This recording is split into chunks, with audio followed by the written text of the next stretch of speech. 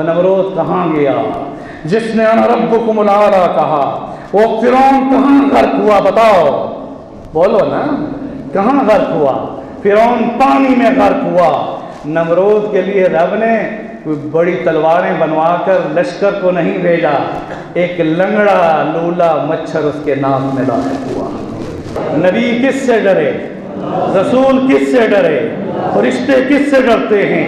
वो अल्लाह की रस्सी रसूलुल्लाह की इताअत है, वो अल्लाह की रस्सी कुरान पाक है, वो अल्लाह की रस्सी रसूलुल्लाह की सुन्नत का नाम है। जिस दौर में बच्चियों को जिंदा बरकरार किया जाता था, उस दौर में शराब पी जाती थी, उस दौर के अंदर नंगा तवाफ बैतुल्लाह में होता था। इसको तुम आदान, जबकि तुम एक आपस में दुश्मन थे, अल्लाह बैना कुलूबिकुम, और उस रब ने तुम्हारे दिलों के अंदर जो मोहब्बत डाली, फ़अस्बहतुम बिनेमतिही इख्वाना,